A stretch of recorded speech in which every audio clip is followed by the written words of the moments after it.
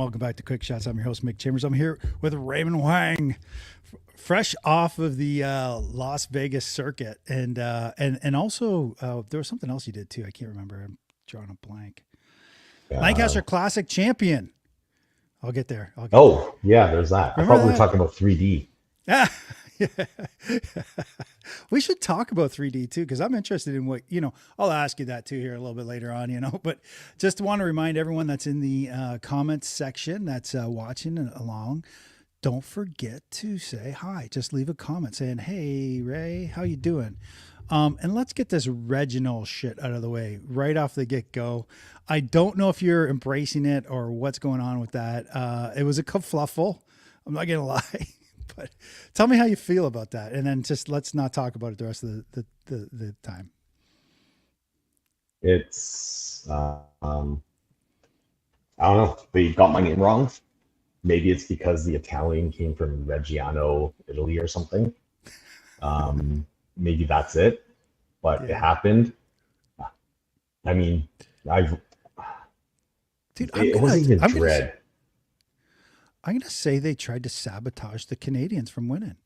They tried to throw you off your game. I'm calling conspiracy theory right now. There's a There's no, possibility. yeah, There's that friendly rivalry that Americans and yeah, Canadians have, and it's that's always fun. I know. It is kind of fun. It is kind of fun. It's nice to welcome a fellow Canadian on the show, especially a champion. Champion. Did you ever think going into Lancaster that did you know the whole time you were going to win it? No. I knew it was a possibility for me to get onto that stage, and moving, like going forward and prepping for this, the my goal was just to get on that stage and be one of the first archers to be there. Well, Barebow archer with a three spot, and hopefully not miss, because that would kind of defeat the purpose. Uh, there's a good all these books tell you don't even think like that, right? Anything I've learned, but yeah, the three spot's interesting too. Do you think that's going to be a thing going forward? I I don't know. Um, it's weird because with Barebow, anything can happen. We don't have those stabilizers to help us with, hand torque and whatnot. Yeah, And yeah, with the higher anchor that we all use, it makes that release a little bit more difficult to for it to be clean. yep, I mean, yep, our face is literally in the way. yeah, yeah, yeah. No, so as you probably know, I caught your interview on the Barebow project, which is another great interview. It was longer than this one's gonna be, but go there and you had like them are asking you questions. You had they're asking you intelligent questions. Like, you're not gonna get any intelligent questions today, just FYI, except for people who maybe be in the comments and they can just and they can give you because you got Chip is here, by the way. Hi Chip. Mike There he Holson's on is. there. Ari Bonneville. He must be a Canadian. Is this? Hi Ari. I don't think I've seen you in our comments before. Mike Bowman's there. Alexandra. Hi, Reggie. Thank you. Definitely. Yeah. Hey, guys, don't forget if Uh, you. yeah, Alex, great guy. He's one of our newer range officers at Richmond Rod and Gun Club, Yeah. and he is making leaps and bounds. There was a time where we were lacking range officers, and picking him up as a range officer has really helped the club. He's taking on so much and just trying to grow the sport as a whole, not just our club, but the entire sport. Yeah. Yeah. Spanky's on too. Hi, Spanky. How you doing? Hope everything's great with you. You get around a lot too. I noticed that Ray had a picture with you at in Vegas. Those pictures you take are funny, dude. I just like, what is that? What is that knee up thing? Is that the new pose or? Well, it started off kind of, I don't know, we were just, it comes back to the whole Reggie things. We are always looking for ways to just like mess with our friends. And so I'm sure you've seen some of the pictures out there where I'll just kind of do other people's poses. And yeah, the Teresa just, so that pose is called the Teresa, by the way. I don't Okay. know. I don't think she's in here, Yeah. But yeah, we started doing the Teresa, and then we just started trying to get everyone to do it. It started off, I think, before Vegas and Lancaster's. We'd only had other Canadians doing it at some of the national events. Okay. But yeah, no, now we got Americans doing it. So let's see if this becomes a trend. That's funny. Do you find so how do you find the Americans when you come across the border? You guys are awesome, Okay, good. especially the kids.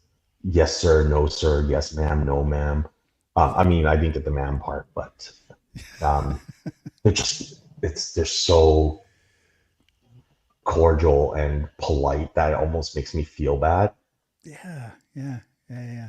I would say that my experience was exactly the same coming to the US, and just I have a hard time sometimes in corporate America too. Like just being too non-formal, like Canadians are a little bit more less formal.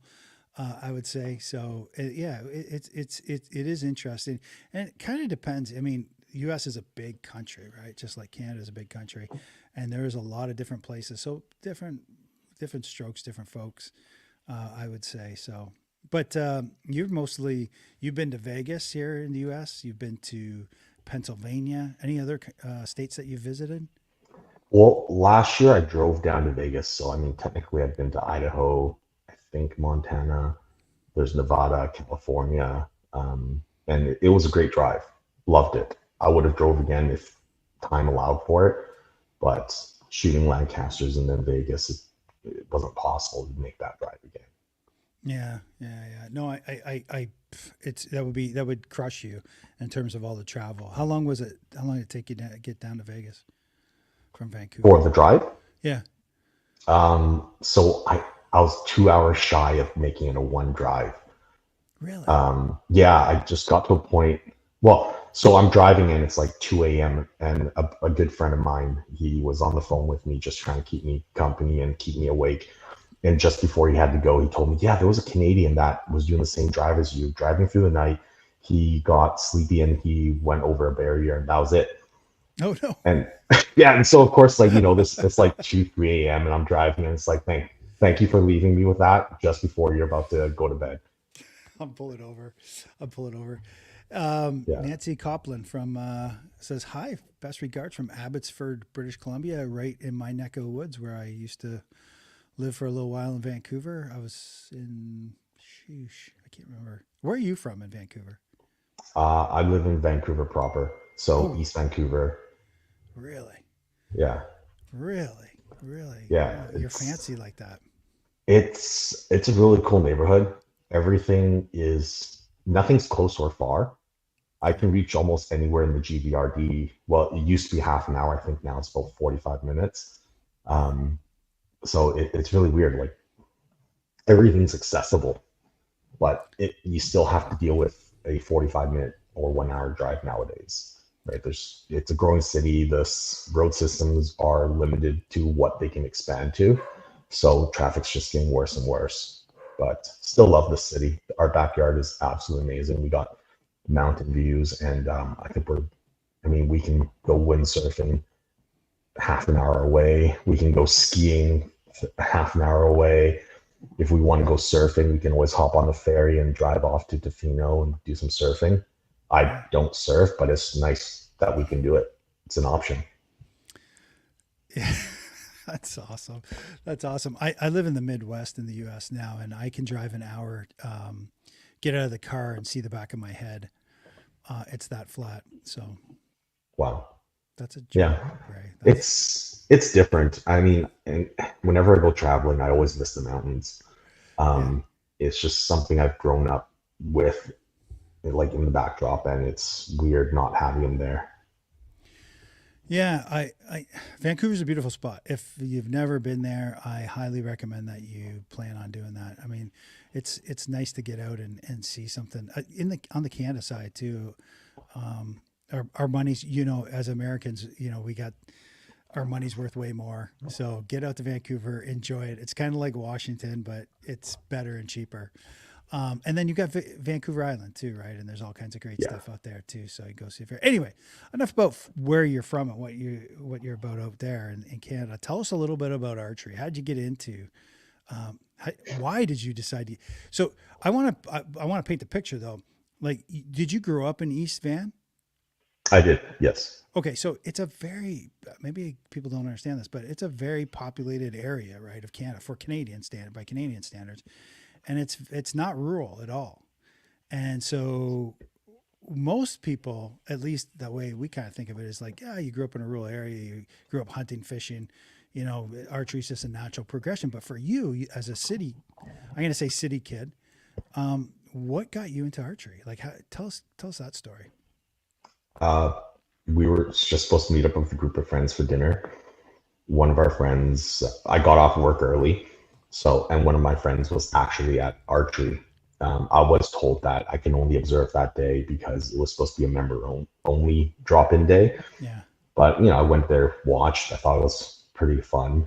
It looked really interesting.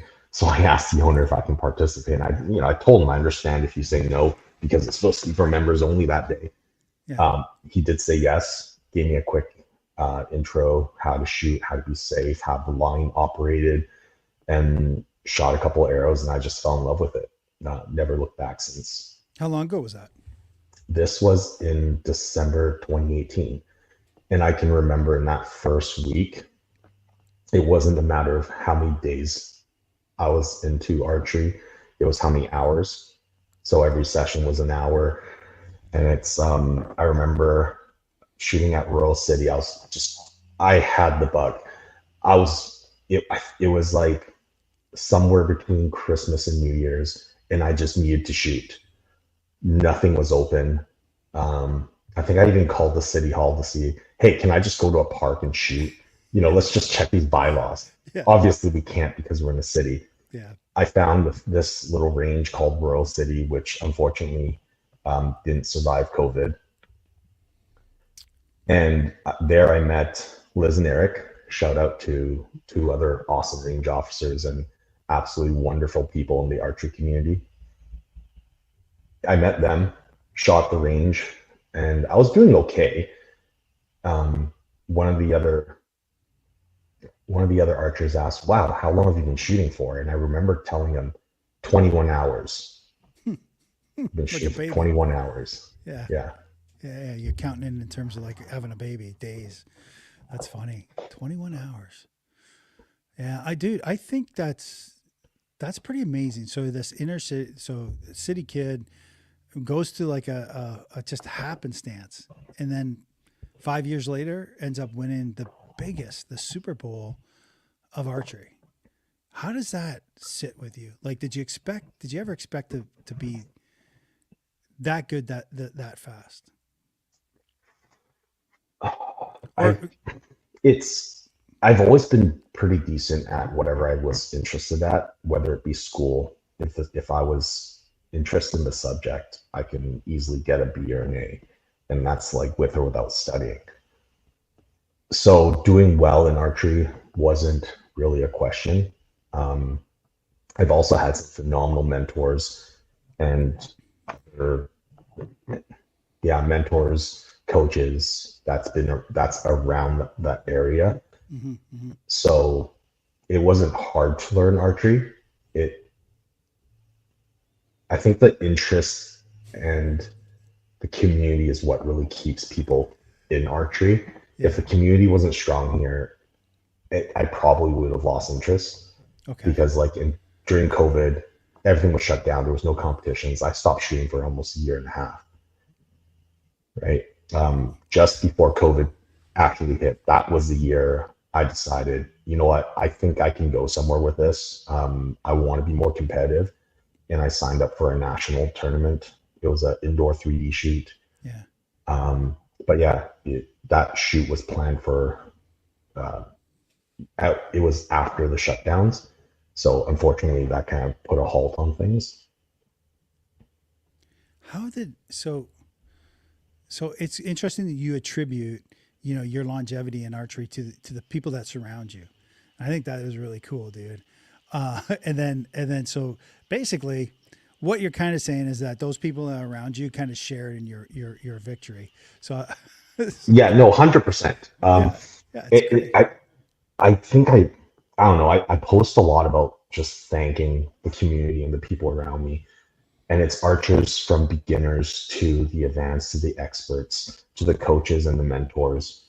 Um, I don't want to seem like I'm doing it just to look good, Yeah, because the thing is, I am extremely appreciative of everyone that's been around the yeah, community that's been there. Um, Even if I'm just giving a tutorial for a beginner archer, it reminds me of things that I'm supposed to do, things that I know that I'm supposed to do, but I've forgotten, right. and it gives me clarity in my own practice. Yeah. So when I'm thanking everyone, I sincerely do mean it. Yeah, from the beginner that you're helping to teach all the way up to your coaches and people who are supporting you. I mean, honestly, we were watching the the the show of a century. We had a live I live streamed it, and I'll tell you what, man, we were there was 100%. It's just like go Raymond, go Raymond. Like we were like that is we couldn't believe some of the scores that were being posted. We couldn't believe when Eric hit that 12 too. I mean, we're going to talk a little bit. Remind me to get back to that. That is the pivotal point of Barebow. I would say in the last 10 years. I don't know. I wasn't here before that, so I'm lying, obviously. But I just think that for me, for any time that I've been covering archery, that is a day that we'll never forget. That's a day that no one that knows anything about Barebow will ever forget that day. So anyway, I'm talking it up. I might as well let's jump into it. So Well, set it up for me. Set it up for me. Tell me what you feel about that. I mean, I think anyone that's new to Barebow, if that's the first video they watch, it just kind of sets a different precedence. For archers that know Barebow and have watched all the Lancaster videos and seen the scores in the past, they will truly appreciate the feat that Eric performed. Um, I think during the qualifications, he shot 14 X's or 11s out of I love it. the 60 arrows. That's less than 25%.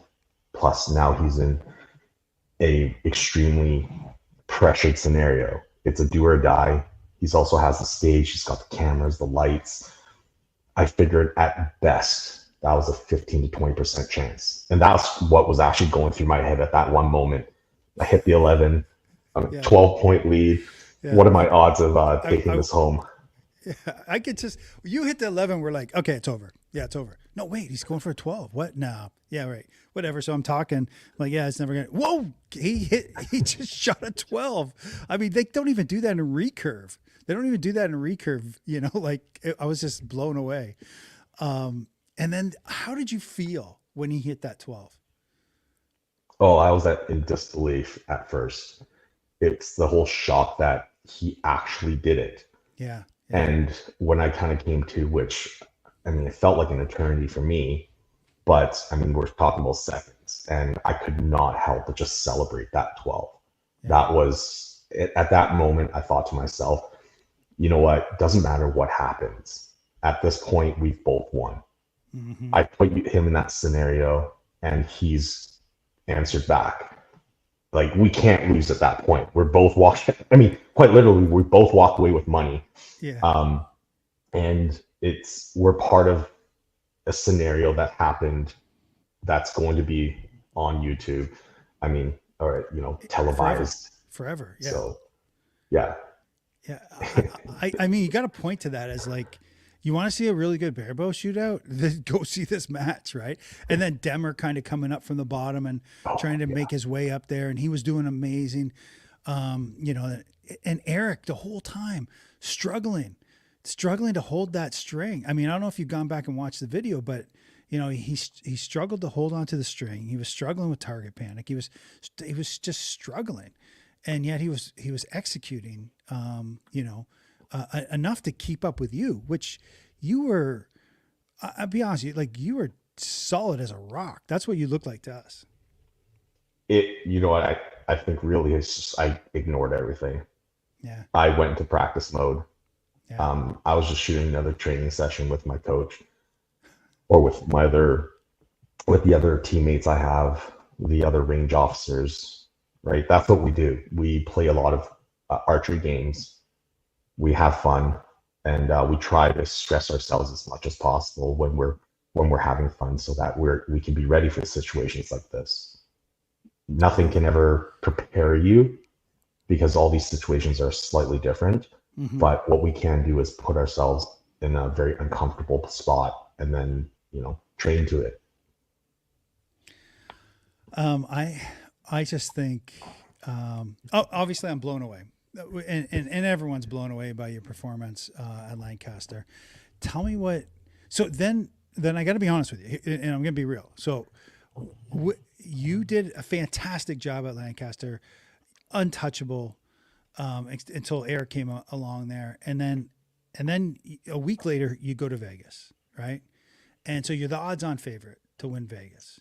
I had Chip on the show. He walked away. Congratulations, Chip. But the odds on, I would have put my money on you, I think, because just you were coming off such a great, strong performance. I had my money on Chip, actually. Yeah, good. This was before Lancaster. Okay. Like, he's a mature archer. Yep. He's been there before. He's seen it all.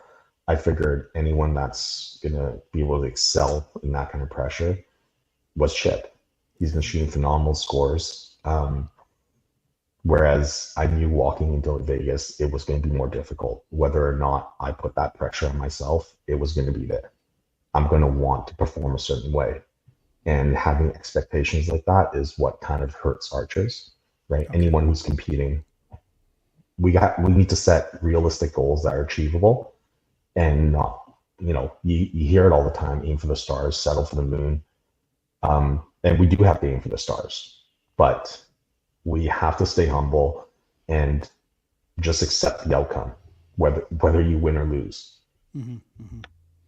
So I after talking to Chip, on our last live podcast, I had no idea the level of his background, such a diverse, Olympic archery recurve, but the amount of years he has, and yeah, then you're exactly right. It's like he's been shooting really well.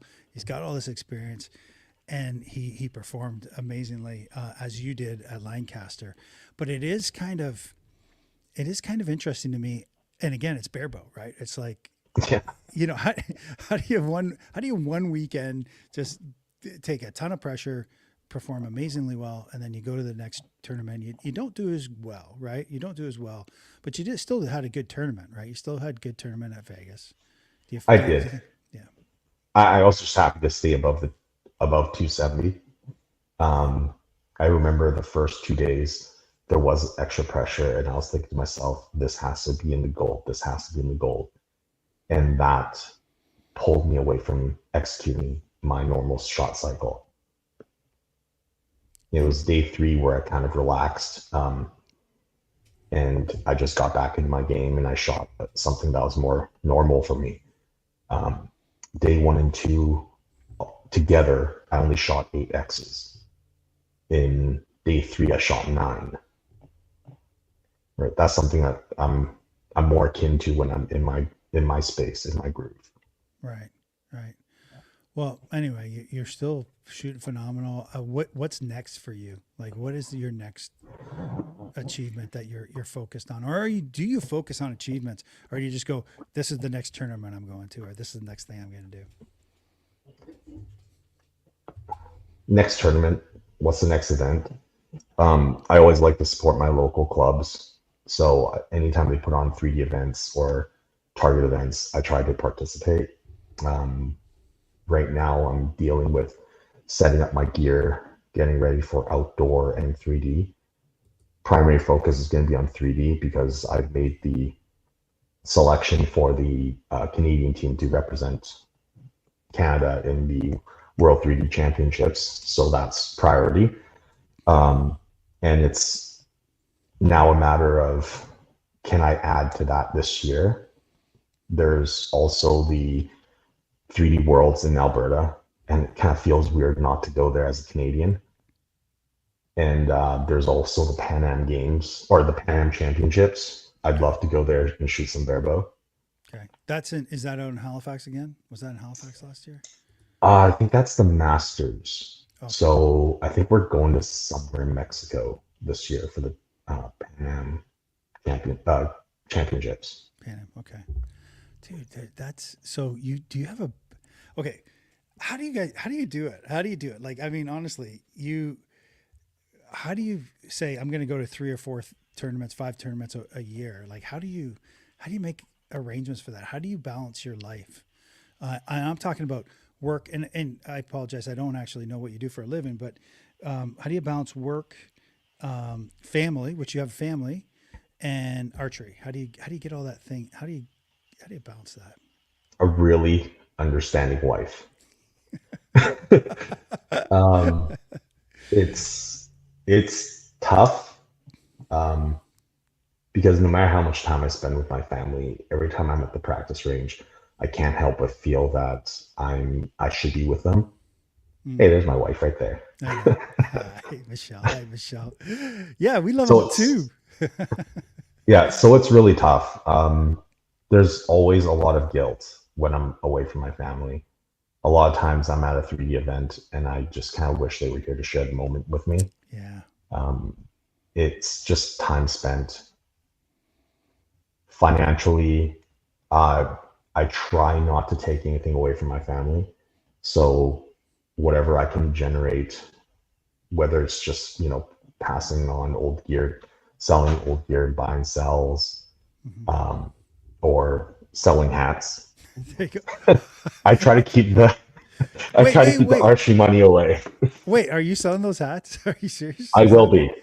That's awesome. The Reggie hats. If you haven't Yeah. seen it, we'll leave a video of it. Uh, it says my name is Raymond, and then it's got scratched out. It says Reggie. Now available at Lancaster Archery. Yeah. Yeah, I should give PJ a call. I think he owes me well, actually I think I owe him a favor because Yeah. this red is pretty fun. It's almost kind of create a brand. Um, I think Yeah. Reggie, it's not unique to me. I think Reggie is more of a symbol now of just be the best you can be, right? Bring out Yeah. the Reggie and just go for it. Be out there whether or not you think you can win it or not. It's just go participate. Kind of took the pressure off you because if you lost, who's this Reggie guy that lost? I don't know. I don't know. I don't know Reggie. It is fun. I said we wouldn't bring it up again, but if you're selling swag, man, okay, cool. That is capitalizing on a brand and striking when the iron's hot. Okay, the Reggie hats, boys and girls, get your orders in as fast as you can. He's got to support his archery habit, so make sure you get there. Hey, I'm getting a bunch of stuff come in here. I haven't read it. In 2023, when Lena shot 118, Brady Elson won gold in Olympic recurve, the 122, including 12 on the last arrow. Oh, okay. Just let me know that there was a 12. Oh, well, it's Brady Ellison. Thank you very much for comparing Raymond to Brady Ellison. I'm sure he will love that. I'm sure you love that. Thank you. That's like, that's good. Um, yeah. And Ryan saying something nice about your wife. She's a sweetheart. Shared a table at our friend's wedding. Nice, Ryan. Good. So we can agree on that. And I think one of the comments from one of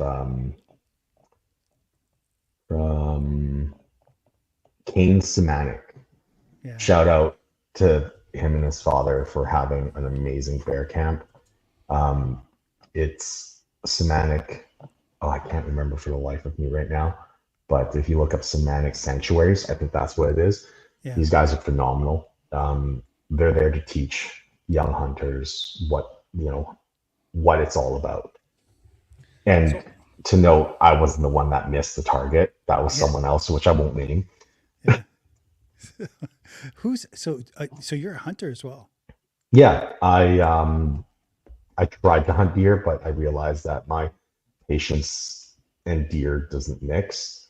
It could be I'll be in that deer stand or just in a blind for like 5 minutes, and it seems like an eternity. Yeah. Uh, Bear is where I find it's very interactive, right? You're constant. The way we hunt bears, that we're moving around a lot. We're looking for them, and as soon as we find them, then we stalk them. And even then, it's not a guaranteed harvest. I tried not to shoot any females. and we usually go after the bigger bears only. So it's just a week of going out there and looking for that right bear. I don't know. I don't know if you have the same problem with bear hunting in the West Coast as you do on the East Side. It is a bug fest. It was black flies and mosquitoes, and just sitting waiting for a bear for any length of time is brutal. You come out with all kinds of welts on you. I don't know if it's the same out west. We can. The time of year that we go, it's mosquitoes aren't really out and about yet. It's still a little bit cooler, Hmm. Hmm. so that usually isn't an issue. So Mind I you, want. if you wait for the mosquitoes to come out, I think the bear population actually, they're more out and about, and also from what I understand, excuse me, mosquitoes buzzing in the bear's ear is also kind of to our advantage. Because they move around. So I hope everyone caught that. He said out and about like twice now. So you feel free to make fun of him in the comments. I haven't thrown in enough A's and sorries. I should apologize. I should I think you need to apologize to everyone. Yeah, take off. We could do Bob and Doug. We do the Bob and Doug right now. You might be too young for that. Do you remember who that is? Bob and Doug I, McKenzie? I have no idea who you're talking about. I'm also Asian, so Yeah. no idea. Okay. Bob and Doug McKenzie were like this anyway, never mind. If you know who they are, put a shout out in the comments. These kids these days, they don't appreciate, humor. Okay. Listen, let's get back a little bit to your so I kind of know what equipment you had because BJ PJ went over it on the stage. But for 3D, let's talk about this upcoming 3D. So you're going to focus a lot on 3D. Tell us what equipment you plan on using there. Give us the rundown, the specs on your bow, arrows, everything. So most likely I'll be running a GMX 3 27-inch riser Mm-hmm. with long axia foam limbs. Okay. Um, the weight system I'm probably going to keep the same. So the Hoyt, we like to call it the big old Yep. puck weight. So I'll be running that in the 40-ounce configuration. Biter V boxes with tungsten weights from Wujack Really factory. cool. Yeah. That's cool. That's cool. What's your rest? What are you running for a rest? Rest, most likely I'll be running the AAE. I think it's the Free Flight Elite. Yeah. I'll be running the Sniper tab. It's a tab that I just switched to this year, kind of liking the wire system. I did quite a bit of modifications to it. Changed out the leather to double layer Cordovan with a 1.4 millimeter gasket material in the middle. Oh, really? Cool. Yeah, and going to be running the Wujack Revo as my plunger. Yeah, Nice. adjustable center shot, very clicky and very tunable. It's got like 20 adjustments for the plunger tension. Yeah, that's a cool plunger. Um, is that a magnetic one too, or is that spring? It's spring. Spring. And do me a favor. Send me a picture. I want to see that. I want to see the gasket that you put in between your your leather, your Cordova, and your on your tab. That's kind of cool, interesting to me. To just protecting the fingers a little bit and still have a good sense, a good feel. Are you a deep? Do you hook deep or you off the fingertips? I forget now. I hook deep. Okay. Yeah, the shallow crawl. I think I did start archery with a shallow crawl because you watch Robin Hood and whatever, and that's what Yeah. they're kind of doing, right? Yeah. Barely touching the string. Um, I have preferred the deep hook because I can relax my hand a lot more. Yeah. Yeah. Yeah. There's also that kind of security that I feel that the string's not going to slip out of my hands unless I want it to. Yeah, that's important. So, all right. So, going on to your event for 3D. So, the next event is what did you say? There's a bunch of actually the next major event that I'll be going to is the Bowbenders. It's a 2-day 3D shoot out in Kamloops. Anyone who can make it there should make it there. Yeah. Phenomenal shoot. great course set out. It's set by Mark Britton, another phenomenal archer, has been in the World 3D Championships representing Canada. That course he sets up is amazing. It's not over. I can't say it's not challenging because it is really challenging, Yeah. but it's just lots of fun. How so when you say fun, do you get to go up on the ski lift and then shoot all the way down, or how is it? How does it work? How do you guys? How does he set it up? It's not quite a ski lift, but the terrain in that area is just absolutely amazing. We have lots of elevation shots, going shooting up and shooting down. The view is spectacular. The terrain's also very varied in the sense that what's in front of you might be sagebrush or might be grass, and it makes for ranging very, very difficult. So the experience does help, but they have set up shots that just it's befuddled myself. It's yeah. That's awesome. I've seen like some on ski slopes, in Europe and stuff like that. That I don't think you guys don't do a great job at. Yeah, most archery clubs don't do a great job at promoting themselves. I don't know why. I don't know why. It's the coolest thing. I mean, we're really on the cusp of archery being really really cool. I mean, it's just it's almost there. It's so close to being like the thing to do. I mean, we've had a ton of movies about archery, but then you take like just even you saying Kamloops. People who haven't been in Kamloops, you probably I don't I feel bad for you because it's a beautiful beautiful part of the world. Period. And just being able to get out there and shoot on an archery range, I would be, dude. I would be that's like heaven. I mean, even if you're missing stuff, I mean, I can imagine how you could miss stuff. Just the difficulty of ranging and doing distances on that. That'd be tough.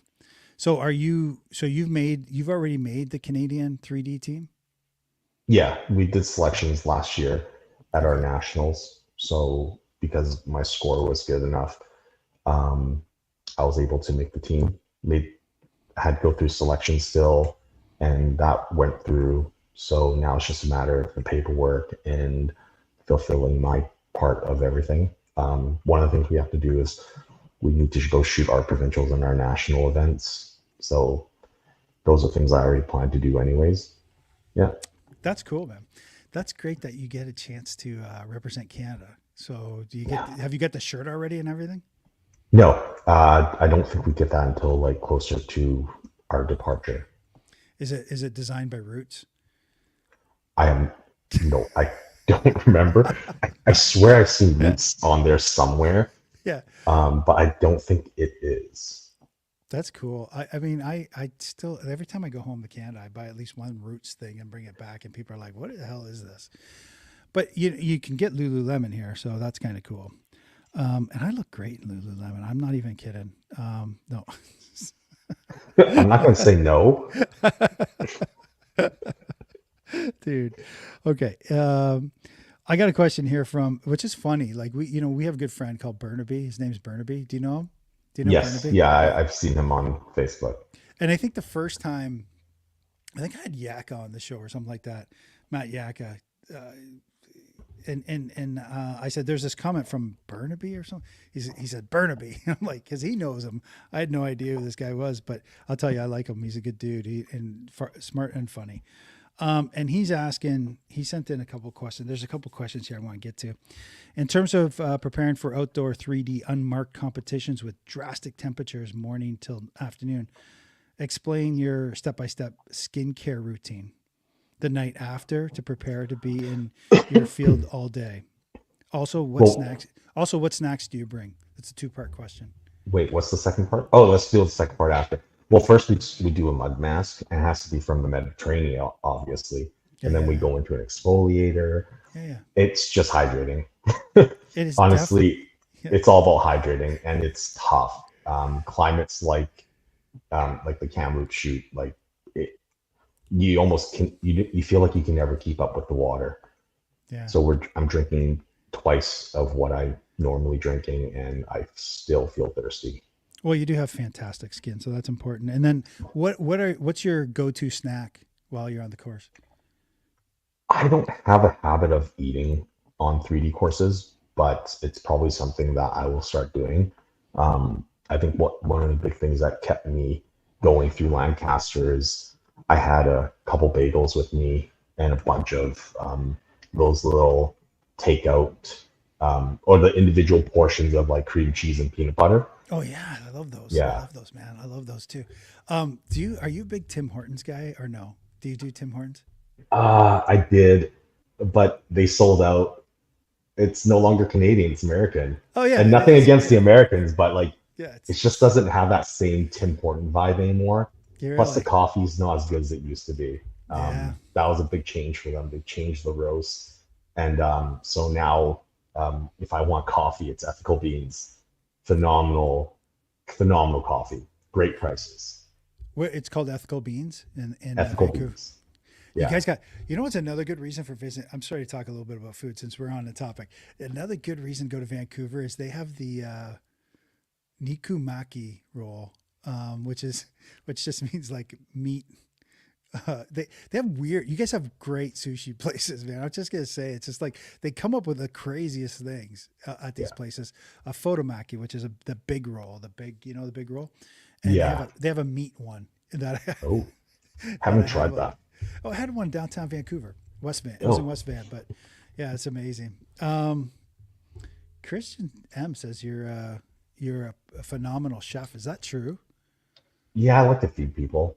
Do you too? Um, I like to feed people. I think it's like I don't know, sharing is caring, and it's there's nothing like watching someone enjoy a meal, and it's nothing like sharing a meal with good friends. And I think that's why I do it. It's just having that. Again, it goes back to the whole community thing. Just sharing food with good friends, good people, having good conversations, a good laugh. Yeah, food brings people together. So what do you like? What do you like to make? Actually, I really like doing attempts pastas. Really? Um, yeah, pastas. The intricacies of making like a white sauce Yep. proper, Yep. it's something else. I think I'm only on like level. I've only gotten up to like the third tier, which is like a carbonara. But like, there's a bunch of other pasta sauces that you're supposed to learn how to make before you get to that. Yeah. And there's way more that's well beyond my level. Can I ask you a specific question? And just say you don't know. You know what I'm talking about. Cacio pepe. Oh yes, yeah, that's like basically the root. Yeah, Of course, I yeah. love. No, no, no. I When I Yeah, saw that video of how to make it, I was on it. I was yeah, like, I think it was like 1 a.m. and I tried it and I didn't want to eat it because it was 1 a.m. But yeah. it took a little bit of time, but I think I finally got it. It's tough. It's an easy recipe, but it's tough to make, and not get it all clumpy and stuff. My wife does a great cacio pepe, and I made her do it because we got back from Italy, and I was like, we ate at this restaurant that was just phenomenal, man. I mean, and it was Rome, right? So the two Roman pastas are carbonara and cacio pepe, and so that's cool. I this could be a cooking talking show. We've never done this before. You're the first person I've had on here to talk about that, Oh, but. 100% go into that. We'll like bust out the pans and do a live cook together. That would be so cool, man. We could go see how it relates to archery and shit. I don't And just wait for all the Italians to come in, tell us how we're butchering everything. It'll be know. amazing. I know. I know. I know. It's like we'll take the pasta, break it in half, put it in the bowl, and just have the Italians blow up on us. That'd be funny. Um, Ari says you haven't gone for wings with him in a long time, so he's a little bit upset. Oh, I feel so guilty about that. But again, because time is very limited, I got my family and I got my training. Wednesdays happens to be weeknight, and that's when we do the Canadian mail match scores. So it's been tough for going out there for wings on Wednesdays. But I do miss the group that we had going out for wings. Like I think for nearly 2 months solid, we were always out there for wings. The waitress knew us by name. It was Yeah. amazing. Yeah, we should probably roll this back to archery. what, A little what's this archery thing you're Hey, if talking you about? want, the Barebow project had you on for 2 hours. You can go talk archery over there. But anyway, no. Here. So why don't you give me some words of wisdom about you're up on stage. How did you control your nerves? You already mentioned that you thought it was just another training day, but is there anything else that would work you think, for someone human like me in a pressure situation? I think it's just understanding that they will happen and just embrace it. Um, you're not going to be able to fight the adrenaline that's going to be coursing through your veins. Yeah. Can you? So stop fighting it and just go with it. Like my hands were shaking. That third arrow on the first two ends, it wasn't necessarily that it was the third arrow. It was just the fact that, and this is how I equate it. When you walk into the event, before you walk into the event, you're at zero, potentially zero stress. Once you get in there, your stress level goes up to 100. And do whatever technique you have, and you bring it back down to maybe 5%. But next arrow comes up, your stress is right back up to you get another 100%. You bring it back down, but you can only get it to about 10%. So it's just, it will constantly kind of build up. And I think that's what kind of happened with the third arrow, like that adrenaline coursing through my veins. It's just messing with my bow grip. It's messing with my release a little bit. And you just have to, for that, I think it's really just training and practicing that form, shooting good arrows. It's not about the quantity of arrows, in my opinion. It's about the quality of arrows. Yeah. You yeah, I didn't notice. I didn't notice that you looked nervous at all up there, whereas Eric was shaking like a leaf, and I don't know whether or not when you I want to talk.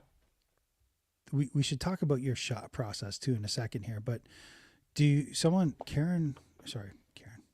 I'm reading Mike's stuff. Melanie is asking, do you have a mantra as part of your process? Yeah. So my new mantra is strong, smooth, and tight.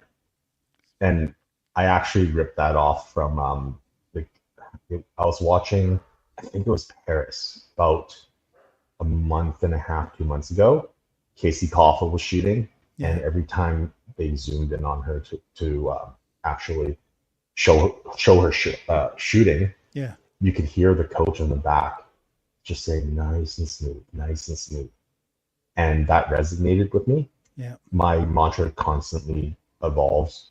It went from strong and tight to strong, smooth, and tight. Mm-hmm.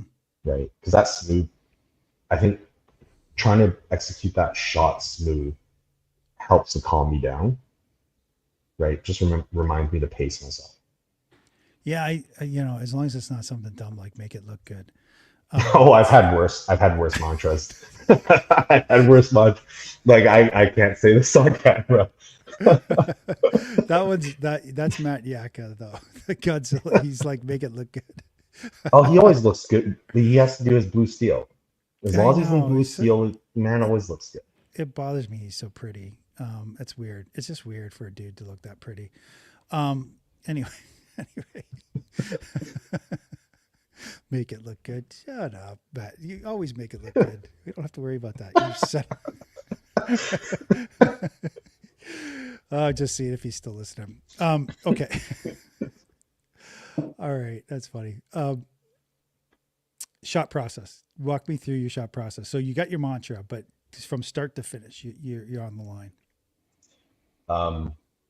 Shot process is, I mean, it's a lot of steps. Like we're talking like 20 little things, but I've simplified it to set, and then from there, I can't, I don't know what the words for it would be. I guess the execution portion. Mm-hmm. So, and one of the reasons why I don't hit that 12 button is because it takes me out of my process. The first thing I do is I get up on that line and I center myself to that line. Being that I'm the only archer in front of the target. I'm basically I'm standing right in front of the target, and my feet are about 8 inches on either side of that line, parallel to the line. So that's the first thing I do. Mm-hmm. After that, it's loading my arrow, getting my crawl, and then I set my hand, my bow grip. Set that hand exactly where I think it needs to be, and from there, you'll see that I stand up straight, and that's me in full set position. Arms back, bow shoulder is engaged. And once I can actually start shooting, the buzzer goes off. From there, it's a 5 second process approximately. I bring my bow arm up Mm-hmm. and I draw back with that majority of the pressure on the back of my elbow, and just kind of, if from the angle you can't see that, I'll actually swing around a little bit, Mm-hmm. and that helps me to engage my back on the draw side. Mm-hmm. And then it's just a matter of following through. Well, okay. So when you pull, again, I forget now, honestly. So are you high and then bring that down? Or do you have a more lateral movement, or how do are It's you drawing back so that when you start to aim, the tip's on the gold right away? I don't start on the gold, so my arrow tip is at the top of the butt, or just slightly above the butt. So it's up, and I'm exaggerating, but it's up and come down, Mm-hmm. and my bow arm actually levels off slightly before I actually come back and fully into anchor. Okay. Oh, interesting. Interesting. Yeah, Interesting. it's a top down. It's a top down Sort of system, linear draw. So what do more you? linear. Yeah, Yeah, more linear. And do you hard aim? Do you keep both eyes open, or do you squint, or that seems what's like a funny? weird question. It's like, I mean, I'm looking at the video and it looks like my eyes are gone. Yeah. But they are bothly open. But I do most of my focus in my right eye. But Okay. both eyes are open. Oh, okay. Good. Good. And Yeah, then are you lollipopping, or are you like on the yellow? What's your sight picture look like? I'm lollipopping. Okay. Essentially with the 23 diameter Easton X7s I'll be shooting, that I did shoot. Um, the width of my arrow is approximately the width of the gold. Okay. So it's just kind of lining up and getting everything stabilized. Okay. And then pull through the Yeah. shot. And yeah, and it's lollipop. The top of my arrow is at the bottom of the goal. Yeah. I'm just gonna say so I don't know. I'm not a competition archer, but if I were, right, I've got pretty long legs. I'd put one foot on that line, man. You said you stand in between the line. I put my back foot on that line, and I would step so close to the target, and I'm so tall that it would be like a 15-meter target for me. So I'm cheating, man. I'm cheating as much as possible. But you guys get right in the middle. Like I'm gonna jump way out there, baby. I don't know. I don't know. I Well, don't think. if you center your body to that line, it's a constant, Okay. because from that line to that target butt is X distance. Right. If you're using your back foot to the line and your stance is a little bit wider, well, then you're an inch or two closer to the target. Yeah, yeah, yeah, yeah, yeah. Well, that's that. I don't care. That's cheat. That doesn't. It's not cheating. I'm trying to get every advantage I want. I can. Anyway. Before the show, I was telling Raymond I'm not very competitive. I really am not. I'm not competitive. And we got talking about Monopoly. But I don't know. I don't know. I don't know if everyone's like this. But I was telling you that I'm not competitive because my siblings beat it out of me basically. After Christmas dinner, we'd play Monopoly, and they would just no mercy for this like 7-year-old kid or 8-year-old kid, and then they would just crush me, and then I'd be out and I'd have to go walk away or something like that. So I guess I'm not competitive that way. But my brother and sister are really competitive. They're like uber competitive. So I don't know if you've ever played Monopoly and then now you hate that. But then, so I say that, tell that story, and then Raymond's like, "Oh yeah, we used to play Monopoly, and we had those rules." And I was like, "What?" He's like, "It's uber competitive." Yeah, if the money Yeah. touches, tell them some of that. That was crazy. That was crazy. And then right away, I know you're a competitor, right? So Yeah. We got so bad with Monopoly that we knew the ins and outs. Someone rolls a dice, we know where they're going to be, and if yeah, they owed someone money and how much money they owed them. Oh man, I feel bad, but I've ruined Monopoly for more than one person. I think there's it's funny still, but it got bad. yeah. I mean, I could just now I could just envision you like my brother, like was so mean to me. He's just like, "Nope, these are the rules. Boom, you're bankrupt." Like, can I just Yeah, stay? Can someone let me $10, man? yeah, sure, on a 40% loan. Oh my God, it's funny. So, we should probably say, I guess you owe, your wife is doing an amazing job taking care of everyone while you're away. And so just want to give a shout out to her again, saying, great job. Thanks very much. The support from, it's so important for archers, especially competitive champions like you, to have that good support system. So, and I see it all the time. I see it all the time. Guys that are really good or girls that are really good have a great support system. And so that's so amazing. That's amazing. So And thanks. that this extends out to the archery family that we have here. Um, I think win or lose, or just wherever I place, they will. I feel like they'll always be proud of me, and they'll always make fun of me just because that's what we do. If they don't make fun of you, they don't like you. That's true. It's Billy the Kid. If I didn't like you, I wouldn't steal your horse. Yeah, there you go.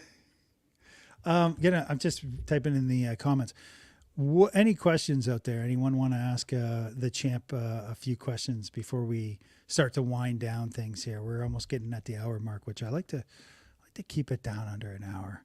So please, if you have any questions, now's a good time to do that. While they're thinking about that, Raymond, you want to give any shout out to any of your sponsors or anyone that's working with you?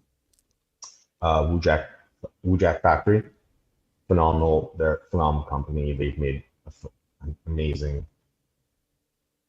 plunger. Plunger, And sorry, I'm at a loss for words right now. yeah. Good. Easton, they've been very helpful. They make a phenomenal product, and I'm proud to be able to represent them. Hoyt, I've been with Hoyt. I've been shooting Hoyts since I decided I was going to string walk, and it's just been a riser that's jived with me. I've tried a lot of different risers, and it's not to say yet the risers don't shoot well. They all shoot well, but Hoyt, just the way it feels, how it comes off the fingers, and just how it leaves my bow hand, it was the easy pick. And of course, my very first sponsor, Boardman Archery, they they've helped me grow. Right, they've given me the information I needed to build my bows. Mm-hmm. Um, they've helped acquire all the parts for it. Yeah, and Richmond Ryan Gun Club, great indoor range. We have phenomenal archers there, Olympic level archers, international competitors. The team that we have there as ROs, we all train together, whether it's just helping each other analyze our mistakes that we're making, or to have some friendly match plays. Burnby Lake Archery Field, they, again, same thing, just top notch athletes there. We're always pushing each other to do better. Yeah. That's And awesome. That's I do awesome. want to make it clear, I, the sponsors that I have them because I like their product. I, I don't take the sponsors just so I get a free bow or free arrows or plungers. It's because I actually do like the product. I love the companies and the customer service that they provide. Yeah, Hoyt's amazing. Hoyt's amazing. They've come up big for Barebow this year, and they continue to sponsor Barebow. So I think, good on them. Good job, Easton. I couldn't find. You can't find a better arrow for hunting. I've never shot one of their target arrows or anything like that, but I'll tell you that Easton Access is probably the best hunting arrow ever made. I'm just gonna say it. Period. That with that hit insert, they're so good. I got like 500 spine that I shoot out of. I can shoot with between like 20 different 20 different weight levels. Every bow I put an access through, it shoots amazing. So I love that company too. Wojak, that's new to me. I'm not that familiar with that company, but sound like a really awesome company. If they're supporting you guys, that's good. So let me get to some of these questions, or a couple of these questions. So Marcel wants to know if you're going to Reading. I don't know if I can. The preparation I would need to be able to do the long distance shooting, probably will take away from what I need to do for 3D Worlds, and if I choose to do Field and Pan Am Championships as well. Hmm. So as much as I want to do Reading, that might be more for next year because there's less world competitions next year. Yeah. So Reading is the west side. It's that long. It's the endurance 3D course, isn't it? Is that the wrong one? Which one is Reading? What Can't I've remember. heard about it is it's a big course and there are targets that are really far away. Yeah. Yeah. Something about 100 something yard Yeah. Sasquatch. Yeah. The Sasquatch is at 100. Well, it's between 80 and 100 or something like that. You got to hit that Yeah. too. Got to get a ladder. Um, Rosa, what was your aha? I almost said AHA moment there, but then I remembered the band aha moment lesson during your archery journey. Great question. Hard to say. Um, I mean, a couple of things that actually it was getting that Hoyt exceed. I almost quit Barebow because when you string walk, the bow is so bloody loud. Yeah, yeah, yeah, yeah. So if it wasn't for the exceed, I think I actually would have quit. I would have just gone to instinctive and shot a wood riser with the ILF lens. Yeah, it's terrible when you're on the line and you got a really loud bow. It's brutal, and then everyone around you is like, "What the hell?" So okay, Yeah. so there you Oh, go. and um, actually, a really big one is it's about the quality of your arrow, the quality of the arrows, not the quantity, Mm, because this is all about muscle memory. mm-hmm. So even if you're shooting 50 arrows over 2 hours, if they are 50 phenomenal arrows, you'll learn so much more from that rather than shooting 200 poorly shot arrows. Yeah, and I think that you're so that seems to be a common theme, common answer to a question like that. You know, like how do you prep for a tournament? It's about shooting quality arrows, not quantity of arrows. So yeah, it seems very. So that's great advice. People should be listening to it. I don't know though. Like, what is a quality arrow? I like Fawn Gerard's way of looking at it. She has a pocket. Her left pocket is full of pennies or something, right? And then every time she shoots a quality shot, she moves one penny over to her right pocket, and then she doesn't quit until she's done good quality shots every single time. And it's got to be for her. She comes back to her ear here, so she's here to there, and she's keeping her bow arm steady. So it would take me forever to get through 10 pennies. I think. I do like that though. Yeah. I think a good way of putting it is like for beginner or advanced or intermediate archers, instead of having that perfect shot, maybe there's one thing that you're working on. And if that one thing was done properly, then move that penny over, right? Break it down, work on one thing at a time, build up muscle memory. Yeah. Chip's like he's inviting you down to Archery World Classic in Lacey, Washington, the first weekend of, and he talked about this a little bit. It's Lancaster format, which is really cool, right? That's Yeah, yeah, that would be fun. That sounds like a fun shoot. I would have So gone this year if I had known about it. I think they hit it for me personally. Look at you, Chip. okay, what's Kelsey? So Matt, this is Matt Hudson. Why are you using your wife's? I just saw you had your own account back up. Anyway, he's just using. Reggie should come to USA Outdoor Nationals if he isn't a scared. He's American, or he's not American. First of all, Matt. I Wait, mean, he's not. He lied to me. no, he's American. You're not Oh, American. You can't come to. yeah. You can't go. No, Matt, it definitely is. Definitely is. Definitely is. You want to be in TP? Why is everyone asking? Everyone wants to get a piece of you, dude. Like you're going to be in TPBC this year. What's a TBBC? I think that's the Traditional Bow Hunters Association of British Columbia. They Okay, do a traditional shoot, so longbows, that's instinctive fun. recurve. It's lots of fun.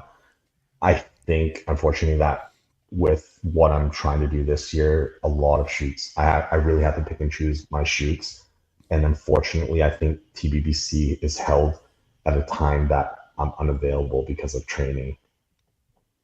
So wait, are you, do you shoot trad? Like, do you shoot like at other classes?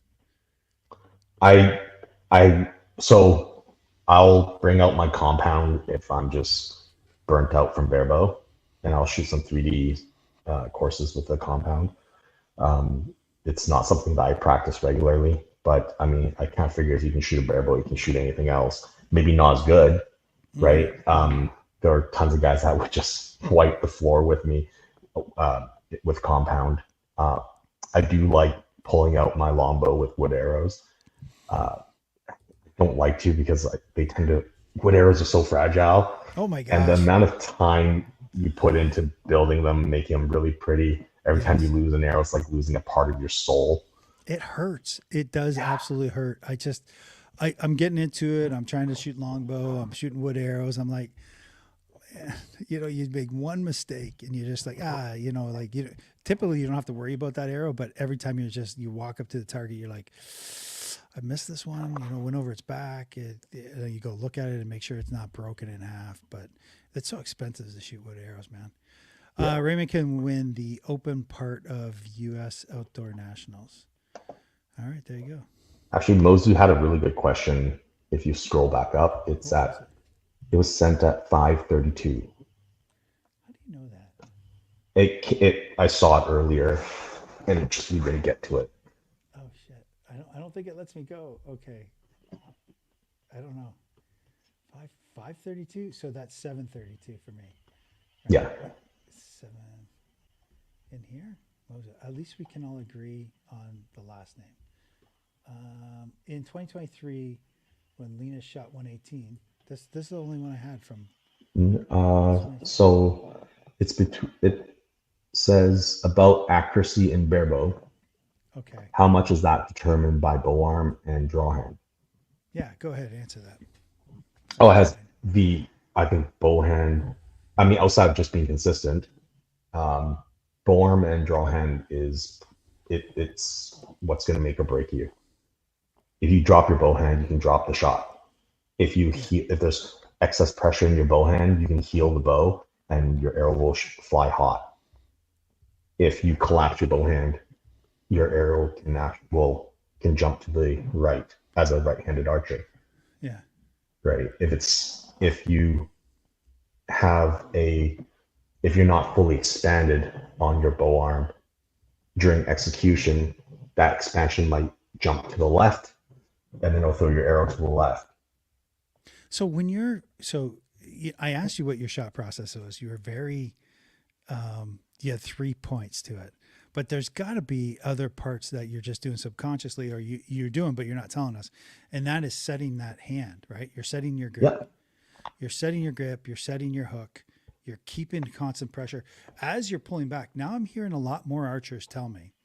I'm hearing a lot more archers tell me that they continue pushing that bow hand forward towards the yeah, target. And yeah.